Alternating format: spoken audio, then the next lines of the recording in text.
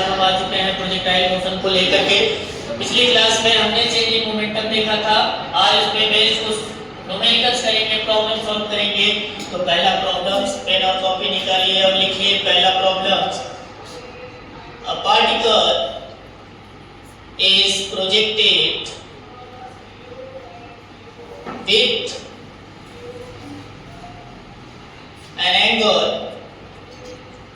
with an angle 30 degree with horizontal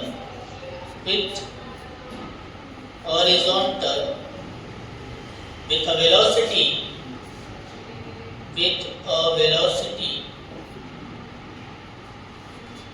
20 metre per second.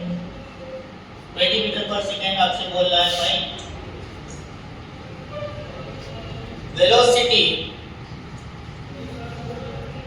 Eight t is equals to 5 second.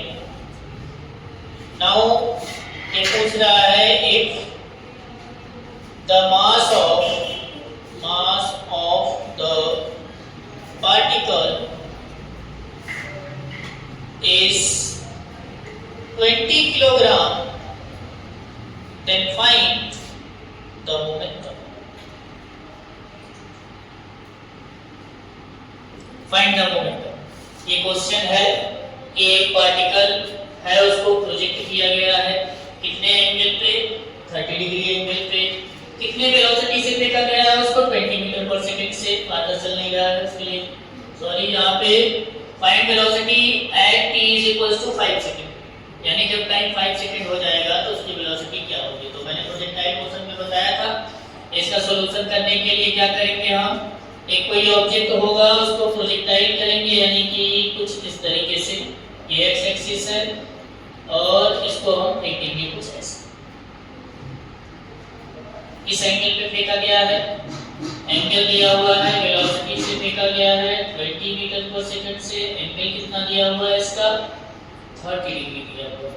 अब हम दो axis बना देते हैं इसमें, y एक्सिस और एक एक्सिस। इस वेलोसिटी के दो कंपोनेंट, पहला कंपोनेंट आएगा x में कितना, 20 cos 30। दूसरा कंपोनेंट आएगा कितना, 20 sin 30। अगर हम इनकी वैल्यूज निकाल लें तो ये कितना हो जाएगा, 20 × √3 अपॉन में 2, 2 से 2 कैंसिल, यानी 10 √3 आ जाएगा x एक्सिस में। y एक्सिस में कितना हो जाएगा, 20 × 1 अपॉन में 2, यानी ये आ जाएगा 10 मीटर पर सेकंड इसकी वेलोसिटी हो गई y में, और x में कितना हो गया, 10 √3 हो गया।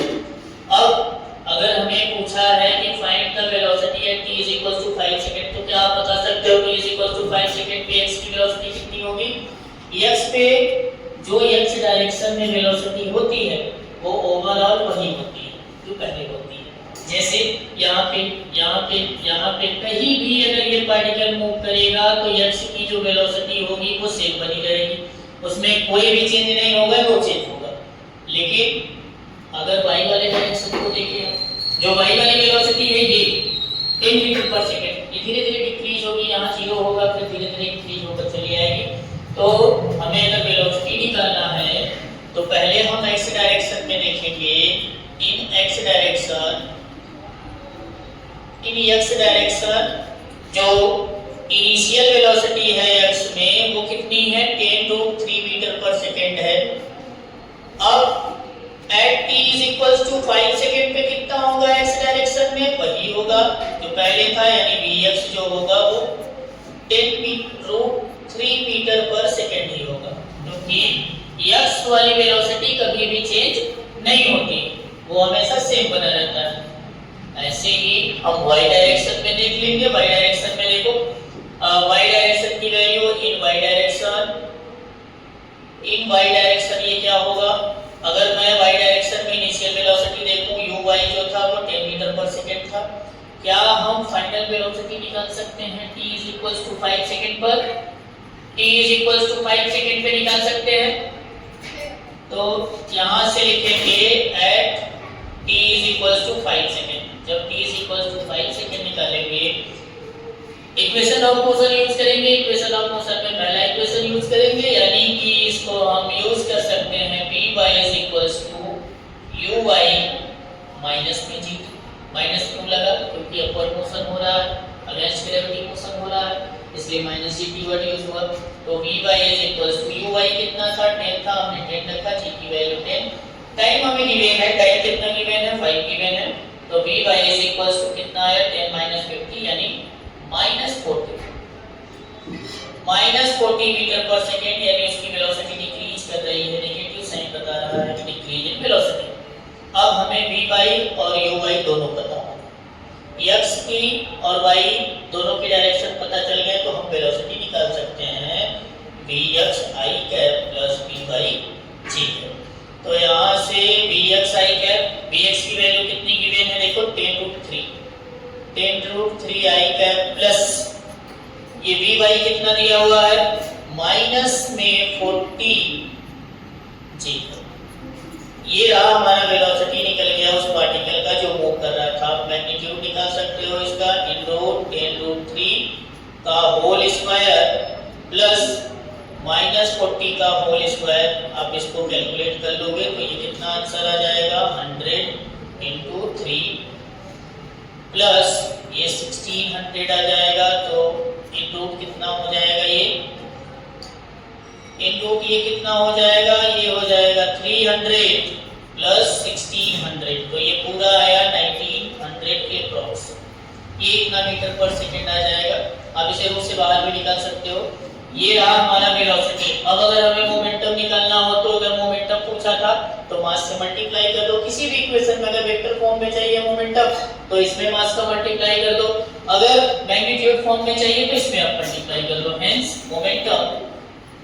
मोमेंटम जो होता है हमारा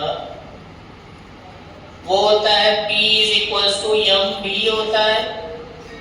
तो यहाँ से P की वैल्यू जो होगी m में मल्टीप्लाई कर दो। m की वैल्यू दिया हुआ है कितना? 20 किलोग्राम, तो 20 और इनटू v की वैल्यू है 10√3 आई कैप प्लस माइनस, यहाँ पे माइनस रख सकते हो, माइनस 40 जी कैप।